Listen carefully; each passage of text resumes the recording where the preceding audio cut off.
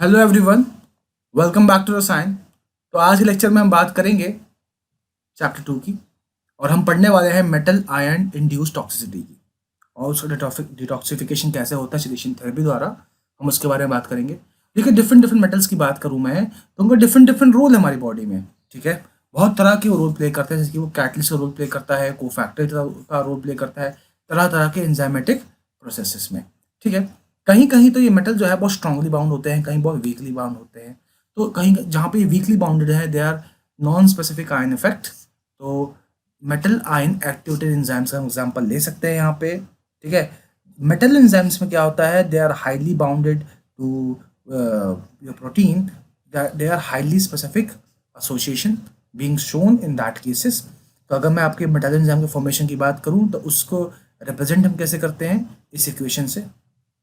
ठीक है, नाउ इसका इक्विलिब्रियम कांस्टेंट का फॉर्मूला क्या बनेगा, इक्वेशन क्या बनेगी, metal concentration of metal enzyme concentration of product upon concentration of reactant. आपने पढ़ाई है, तो this is how equilibrium constant is written. ठीक है, तो आपका जो ये मेटल आयन एक्टिवेटेड एंजाइम है, इसके जो इसका जो स्टेबिलिटी है वो लो होता है। ठीक है, इसको हम कैसे मेजर करते हैं, के द्वारा। ठीक है, तो इसकी वैल्यू अगर लो है तो इसका कम स्टेबल होगा, है ना। तो यहाँ पे जो मेटल है, मेटल आयन एक्टिवेटेड एंजाइम में जो मेटल है वो इजीली रिप्लेस हो सकता है दूसरे मेटल द्वारा। अगर मैं बात करूँ कैसे, एग्जांपल, तो मैंगनीज मैंगनीज रिप्लेस किया जा सकता है मैग्नीशियम द्वारा। क्यों? क्योंकि उनकी केमिकल सिमिलैरिटी क्या है, सेम है। ठीक है, मेटल एंजाइम्स की बात करूं तो यहाँ पर के की वैल्यू हाई होती है, दे आर हाईली स्टेबल। ठीक है, तो अगर उस मेटल को अगर हम हटाते हैं तो पूरी पूरी एक्टिविटी ही उसकी चली जाएगी। ठीक है, हालांकि कुछ मेटल्स को रिप्लेस करके उन मेटल्स को कुछ मेटल्स रिप्लेस कर सकते हैं जिससे उनकी एक्टिविटी दोबारा से वापस आ सकती है। फॉर एग्जांपल, कोबाल्ट जो है वो जिंक को रिप्लेस कर सकता है। ठीक है, तो टू स्टोर इट्स एक्टिविटी। ठीक है, ओके। तो देखिए, though they are these metals are present in trace quantity, but still अगर मैं बात करूँगी टॉक्सिसिटी की, जब भी थोड़ी सी भी एक्सेस में हो जाते हैं हमारी बॉडी में, they are toxic in nature. ठीक है, आप इस ग्राफ के द्वारा देख भी समझ भी सकते हो जो मैं क्या समझाना चाह रहा हूँ, कि हर एक मेटल का एक पर्टिकुलर रेंज होता है जहाँ पे वो सोमैटिक ग्रोथ के लिए बेनिफिशियल होता है। तो आप देख सकते हैं ए से बी तक ये रेंज जो है ये बेनिफिशियल रेंज है। ठीक है, ऑप्टिमम कॉन्सेंट्रेशन रेंज कह सकते हैं उसको। ठीक है, मैं लिख देता हूँ यहाँ पे ऑप्टिमम कॉन्सेंट्रेशन रेंज। इसके बाद अगर कॉन्सेंट्रेशन इंक्रीज करोगे तो जो बेनिफिशियल इफेक्ट है वो डिक्रीज होना स्टार्ट हो जाएगा। बेनिफिशियल रोल है उस पर्टिकुलर मेटल का वो डिक्रीज होना स्टार्ट होगा। कुछ मेटल्स ऐसे होते हैं जिनका कॉन्सेंट्रेशन इंक्रीज करने पे उसका जो डेलेटेरियस इफेक्ट है वो डिक्रीज होता है। ठीक है, तो आप यहाँ पे देख सकते हैं डिफरेंट डिफरेंट मेटल्स के डिफरेंट डिफरेंट केसेस हैं।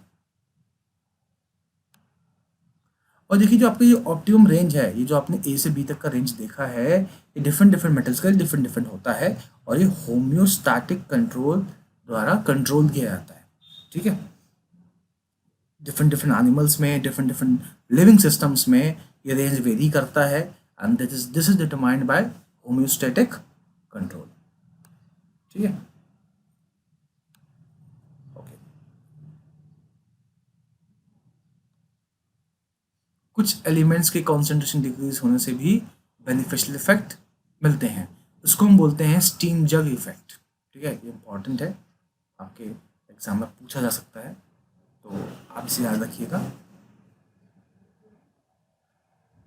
देखिए, जैसे जैसे इंडस्ट्रियलाइजेशन हो रहा है, जैसे जैसे फैक्ट्री सेटअप हो रही हैं, बहुत सारे पोल्यूटेंट हमारे एनवायरनमेंट में आ रहे हैं and these unwanted toxic elements have started entering our body.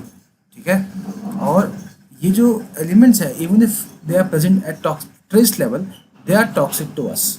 तो हमें इस बात का ध्यान रखना है कि ये पॉइंट हमें याद रहे ड्यूरिंग एग्जामिनेशंस। देखिए, किसी भी मेटल का अगर डेफिशिएंसी है या बहुत ज़्यादा एक्यूमुलेशन हो रहा है तो किसी भी लिविंग ऑर्गेनिज्म के अंदर वो साइकोलॉजिकल या क्लिनिकल डिसऑर्डर क्रिएट करेगा। ठीक है, now that is called metal dependent disease. I hope आपको ये पॉइंट समझ में आया।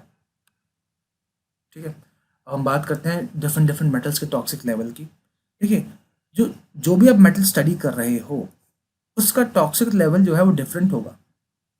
ठीक है, डिफरेंट मेटल्स के लिए डिफरेंट होता है।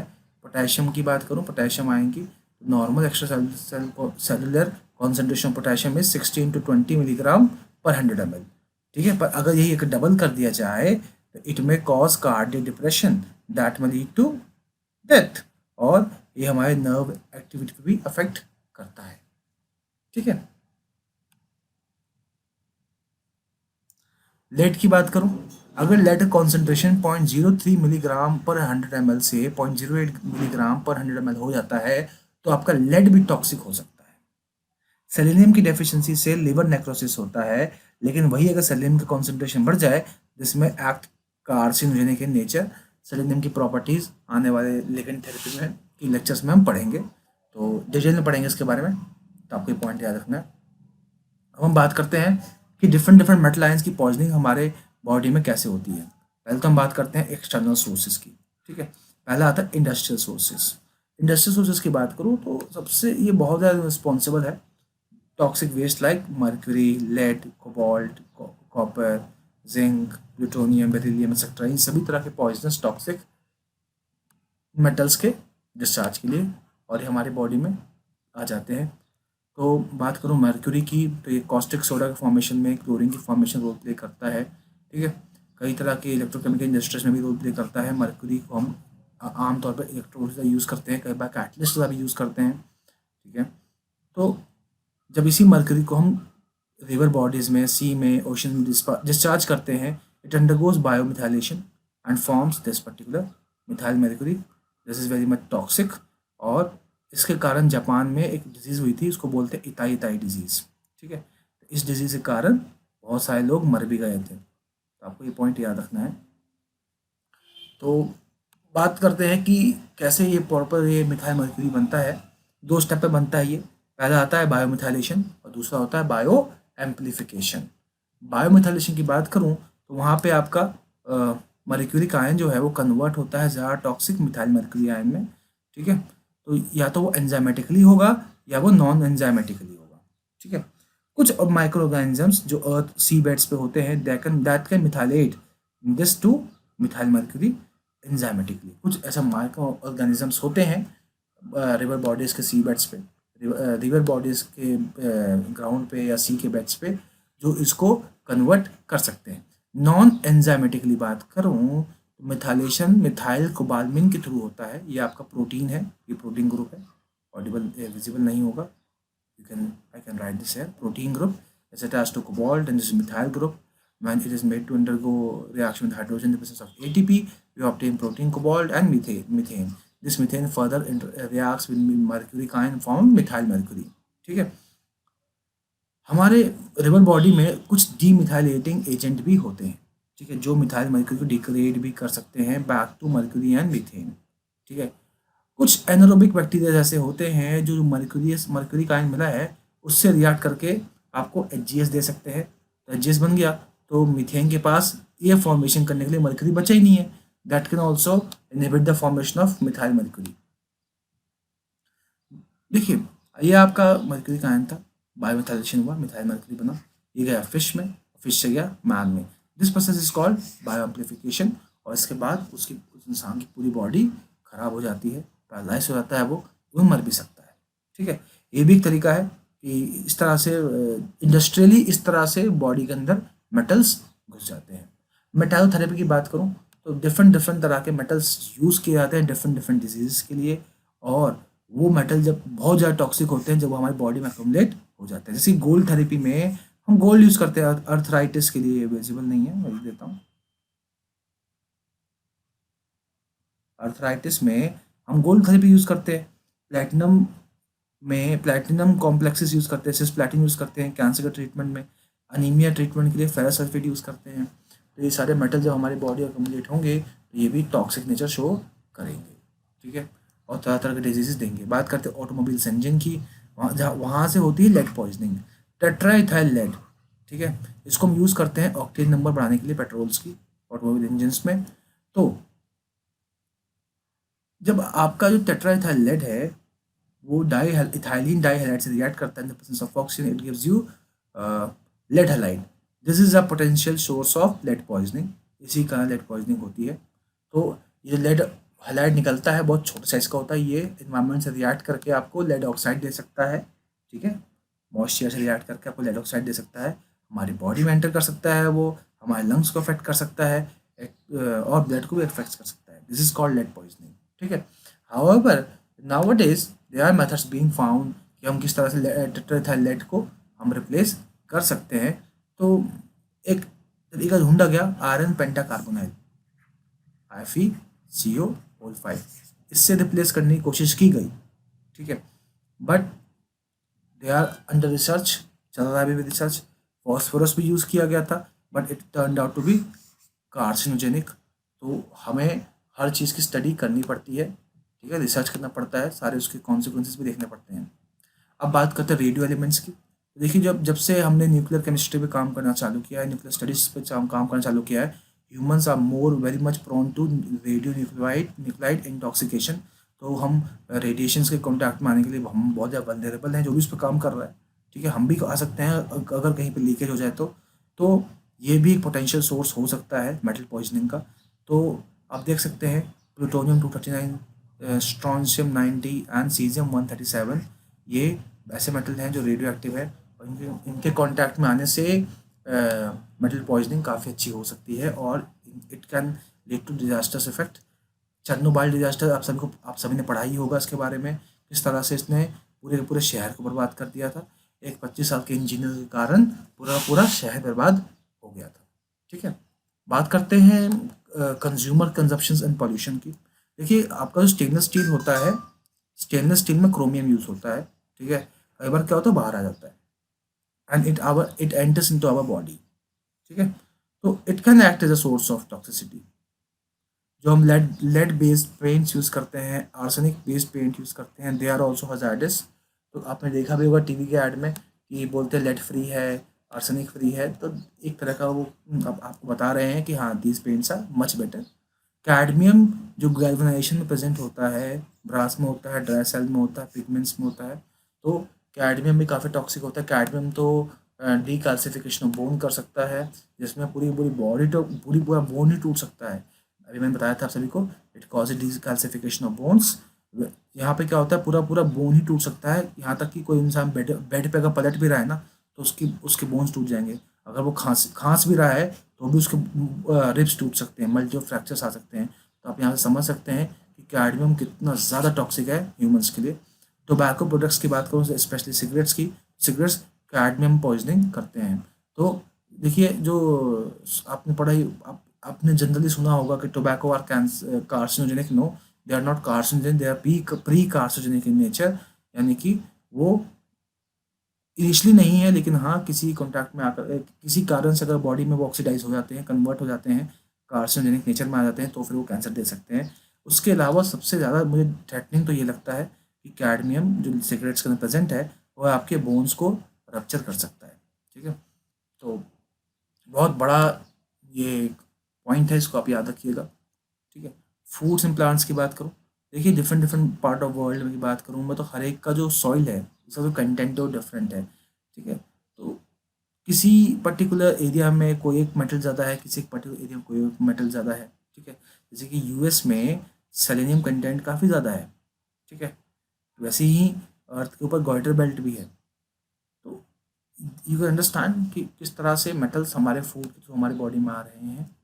इंडस्ट्रियल फूड्स जो होते हैं, जो इंडस्ट्रियल फूड जो प्रोसेस होते हैं, पैक्ड फूड्स होते हैं, they are also potential source of poisoning, because वहाँ से मेटल उसमें आ सकता है। बात करते हैं इंटरनल डिसऑर्डर, तो हमने बात करी एक्सटर्नल डिसऑर्डर्स की। एक्सटर्नली जब कोई मेटल हमारी बॉडी में आता है तो कैसे हमें अफेक्ट कर सकता है। अब हम बात करते हैं इंटरनल डिसऑर्डर्स की। हीमोक्रोमाटोसिस एक तरह की हेरिडिटरी डिजीज है, जिसमें क्या होता है, 40 gram of iron is deposit in liver. However हमारी बॉडी जो है सिर्फ 4 to 7 gram of iron he store करती है। वैसे आपने सुना होगा विल्सन डिजीज। ठीक है, तो विल्सन डिजीज में क्या होता है, कॉपर मेटाबॉलिज्म में डिफेक्ट आ जाता है, तो वहाँ पे भी कॉपर जो है वो लिवर में अकोमुलेट हो जाता है। ठीक है। नॉर्मल कंडीशंस में क्या होता है, कॉपर सेलुलोप्लास्मिन जो है वो फॉर्म होता है एपोसेलुलोप्लास्मिन से, लेकिन ये कंडीशन अगर डिस्टर्ब हो जाए या फिर पोस्टपोन हो जाए तो कॉपर जो है वो बेसिकली मेटाबोलाइज नहीं हो पाएगी और ये मैकेनिज्म डैमेज हो जाएगा and this will cause Wilson disease. अब हम बात करते हैं मैकेनिज्म की। बहुत तरह के मैकेनिज्म प्रपोज किए गए हैं। ठीक है, हम एक एक करके डिस्कस करेंगे कि किस किस तरह से मेटल आयन टॉक्सिसिटी इंड्यूस करता है। पहले अगर बात करते हैं इलेक्ट्रोलाइटिक डिसबैलेंस की, ऑस्मोसिस और डिफ्यूजन, ये बहुत इंपॉर्टेंट प्रोसेस है हमारी बॉडी में, क्योंकि nerve processes like nerve activity, muscular activity, kidney activity, blood pressure, ये सारा का सारा कौन कंट्रोल करता है, electrolytic sorry osmosis and diffusion. तो इसमें अगर चेंजेस आएंगे that will cause electrolytic disbalance. ठीक है, जो भी ऑस्मोटिक प्रेशर चाहिए किसी भी पर्टिकुलर सिस्टम में काम करने के लिए, वो कैसे control distribution of metal ions such as sodium, potassium,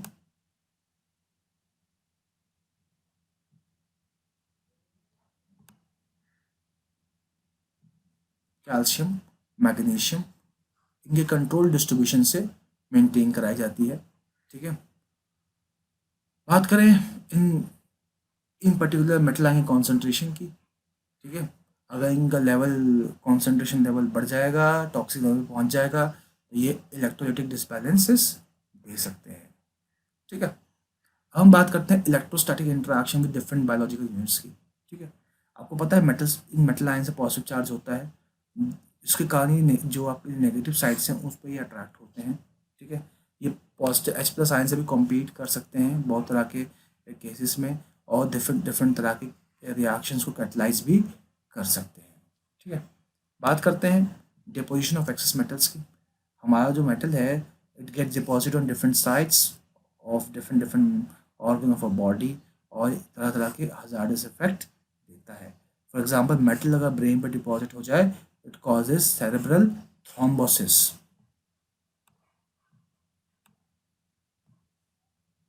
ठीक है, और गैनोमेटेलिक कंपाउंड जैसे कि ये बताया था मैंने आप सभी को, ये ज़्यादा टॉक्सिक होते हैं नॉर्मल इनऑर्गेनिक कंपाउंड से, क्योंकि ये क्या करते हैं, they have higher lipid solubility, जिसके कारण they can easily pass through blood barrier, brain barrier.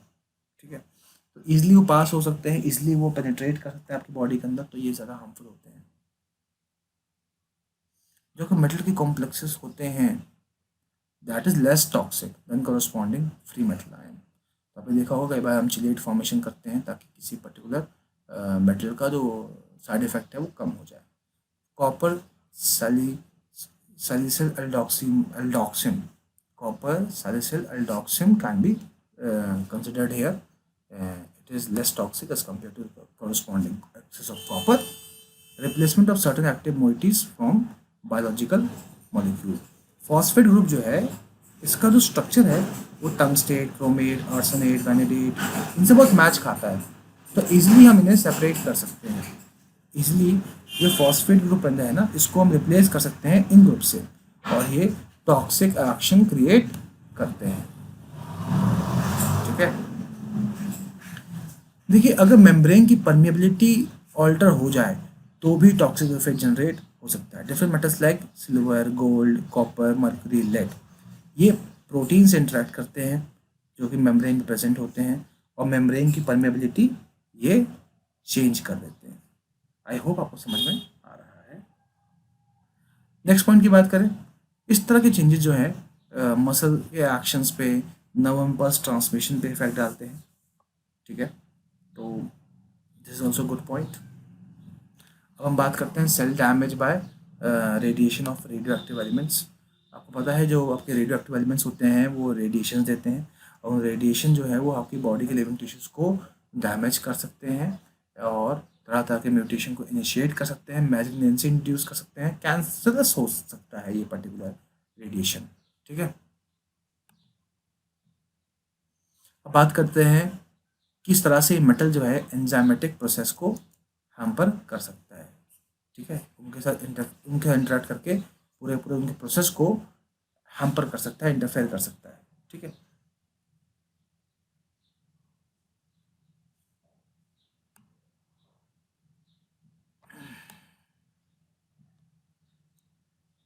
देखिए डिफरेंट डिफरेंट मेटल एंजाइम बहुत तरह का रोल प्ले करते हैं, जैसे ऑक्सीजन ट्रांसपोर्ट करना, oxygen storage, electron transport, homolytic cleavage, ठीक है। अगर ये सारे मेटल एंजाइम के मेटल कोई फॉरेन मेटल डिस्प्लेस कर दे तो इनकी एक्टिविटी ख़त्म ही हो जाएगी, ठीक है। तो ये भी एक इम्पॉर्टेंट पॉइंट है। अब हम बात करते हैं नेटिव मेटल के, नेटिव असेंशियल मेटल के सब्स्टिट्यूशन की। जो फॉरेन मेटल होता है वो नेटिव मेटल को डिस्प्लेस कर सकता है उसके प्रोस्टैटिक ग्रुप से, किसी मेटल एंजाइम के, बाय कॉम्पिटिटिव इनहिबिशन, ठीक है। And this give rise to deactivation, आपका वो मेटल एंजाइम क्या होगा, डीएक्टिवेट हो जाएगा, ठीक है। इस पर्टिकुलर कॉम्पिटिटिव इनहिबिशन को हम पर्टिकुलर फॉलोइंग थर्मोडायनेमिक रिलेशन से समझ सकते हैं, ठीक है। तो हमारे बोला हुआ है, तो हम एक काम करते हैं, एक बाइंडिंग साइट मान लेते हैं एल, ठीक है। उससे दो metal M1 and M2 compete करें 1:1 के कॉम्प्लेक्स फॉर्मेशन के लिए, और M1 रिएक्ट करता है L से, forms M1L, M2 reacts with that form M2L, ठीक है। इनका अगर हम इक्विलिब्रियम कांस्टेंट लिखें, that will be equals to concentration of M1N upon concentration of M1 upon L and similarly with M2L, ठीक है।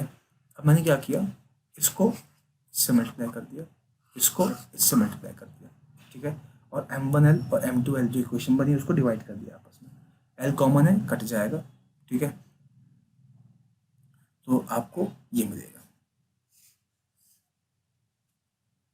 नाउ इसको हमने रिवर्स कर लिया तो इक्वेशन ये आएगी, ठीक है। Now we have considered Tm equals to concentration of M plus concentration of MLN। इसी concentration बहुत कम है तो हमने equivalent to concentration of M मान लिया। अब मैंने क्या किया, ये जो आपका concentration of M था उसको क्या Tm रखा, M2 है तो Tm2, M1 है तो Tm1, ठीक है। ये इक्वेशन सजेस्ट करता है कि जो भी रिलेटिव इंटरफेरेंस है किसी भी मेटल का वो डिपेंड करता है values of the product of Km and Tm, यानी कि इन दोनों की मल्टीप्लिकेशन वाली वैल्यू पे डिपेंड करती है। यहाँ पे Km क्या है, स्टेबिलिटी कांस्टेंट है, ठीक है। अगर फॉरेन मेटल जो भी हुआ है आया है उसकी स्टेबिलिटी कांस्टेंट हाई होगी तो लो कॉन्सेंट्रेशन पे भी वो सिग्निफिकेंटली टॉक्सिक होगा। लेकिन जब यही आपका जो मेटल है उसकी थर्मोडायनेमिक स्टेबिलिटी डिफरेंस अगर स्मॉल हुई तो that interference is decided by concentration difference. इस दौरान इरविंग विलियम सीक्वेंस जो है किसी भी स्टेबिलिटी ऑर्डर का वो मेंटेन रहता है, ठीक है, वो डिस्टर्ब नहीं होता, ठीक है। मर्क्यूरी, आर्सेनिक, कैडमियम, लेड, ये सारे स्टेबल कॉम्प्लेक्सेस बनाते हैं with polarisable donor such as thiol group, SH group, इनके साथ एक स्टेबल कॉम्प्लेक्सेस ये बना सकते हैं। And they can easily displace native essential trace element from their moieties, यानी कि इजीली जो नेटिव मेटल्स उन्हें हटा सकते हैं, ठीक है। Metals like mercury, cadmium, copper, cobalt, निकल, इनकी thermodynamic avidities toward amino group and imino group are found to which are found in active site of enzyme and can displace native essential metals। ये basically point ये समझा रहा है आपको कि जो ये सारे मेटल्स हैं इनका जो थर्मोडायनामिक एबिलिटी है अमीनो ग्रुप इम्यूनो ग्रुप के साथ वो काफ़ी हाई है, ईजिली उसे रिप्लेस कर सकता है एंड एक्टिव साइट पे इस अटैच हो सकता है, ठीक है। सेलेनियम की बात करूं तो सेलेनियम जो है that induces loss of hair, ठीक है। क्यों, क्योंकि जो सल्फर प्रेजेंट होता है आपके अमीनो एसिड्स में जो कि केराटिन में होता है उसको सेलेनियम रिप्लेस कर देता है। अब हम बात करते हैं मेटल का एपो एंजाइमेटिक पोर्शन से बाइंडिंग की। Normally, such site do not bind to metal, but foreign toxic metal may block such site and deactivate enzyme. Yes, basically point ये समझा रहा है आपको कि नॉर्मली आपको जो एपेंजाइमेटिक पोर्शंस हैं कंबाइन नहीं होते हैं, लेकिन जो फॉरेन मेटल्स हैं वो ईजिली इनसे कंबाइन हो सकते हैं और उस पर्टिकुलर एंजाइम की एक्टिविटी को भी ब्लॉक कर सकते हैं। ठीक है, तो जितने भी हैवी मेटल्स हैं वो फ्री एसिड ग्रुप के साथ कंबाइन करके उसके डिफरेंट डिफरेंट एंजाइम को ब्लॉक कर सकते हैं। ठीक है, आपका जो अर्सेनिक है that can bind with the SH part, देख सकते हैं यहाँ पे अर्सेनिक का कंपाउंड है। ठीक है, तो enzyme like suction oxidase, pyruvic oxidase, ये इनएक्टिवेट हो सकते हैं अर्सेनिक के कंपाउंड से। यहाँ पे अर्सेनिक एसएच ग्रुप अटैच करके ये स्ट्रक्चर बना के देगा आपको और इस एंजाइम की एक्टिविटी खत्म हो जाएगी। ठीक है, wrong blood metabolism that occur due to lead poisoning. ठीक है, इसको भी हम इस तरह से समझ सकते हैं, यहाँ पर लेड जो है वो कंबाइन कर जाता है। ठीक है, एंड कॉजेज दिस। यहाँ पे होता क्या है, लेड जो है वो सॉफ्ट होता है नेचर में और प्रेफरली बाइंड करता है वो एसएच ग्रुप से किसी भी एंजाइम के। ठीक है, तो जो आपका जो ये है बेसिकली हीम ग्रुप है, प्रोटोपोर्फिरिन है, आयरन जो है वो बेसिकली अफेक्ट होता है इन सब के, और लेड इसको रिप्लेस कर देता है। और इसके कारण क्या होता है, आपका जो आरबीसी है that remains immature, basophil step cells also become immature. जब ये लेड प्रोटीन का कॉम्प्लेक्स बनता है, ठीक है, तो ये किडनी को भी अफेक्ट करता है, बहुत तरह के मेटाबॉलिक एक्टिविटीज़ को भी अफेक्ट करता है ह्यूमन बॉडीज़ के, लाइक क्रोनिक नेफ्राइटिस। ठीक है, ये भी एक तरह की प्रॉब्लम है। चलिए, इन सभी प्रॉब्लम को हम चिलेशन थेरेपी द्वारा ओवरकम कर सकते हैं। ठीक है, पॉइजनिंग को भी ओवरकम हम कर सकते हैं। ठीक है, aluminium, beryllium, titanium, zirconium, germanium, ठीक है, इनकी भी टॉक्सिसिटी को हम ख़त्म कर सकते हैं, बट इसकी टॉक्सिसिटी जो है वो बनती कैसे है, ये फॉस्फेट ग्रुप जो होता है हमारी बॉडी के अंदर उससे कंबाइन कॉम्प्लेक्स फॉर्मेशन करके बनती है। ठीक है, तो इसको भी हम ख़त्म कर सकते हैं कि अगर ये पर्टिकुलर जो मेटल्स हैं अगर फॉस्फेट ग्रुप के साथ कंबाइन ना करें तो ऑब्वियस सी बात है इनकी टॉक्सिसिटी ख़त्म हो जाएगी। आयरन जो है वो टॉक्सिक कब होता है, क्योंकि जब वो एटीपी के साथ कॉम्प्लेक्सेशन शो करता है। तो अगर हम इसके कॉम्प्लेक्सेशन को रोक दें तो भी हम इसके टॉक्सिसिटी को ख़त्म कर सकते हैं। तो ये था आपका topic, metal ion induced toxicity and the chelation therapy use for detoxification of your metal ion. Thank you so much for watching. Lecture पसंद आया, समझ में आया तो लाइक करें, शेयर करें अपने फ्रेंड्स के साथ। Thank you so much.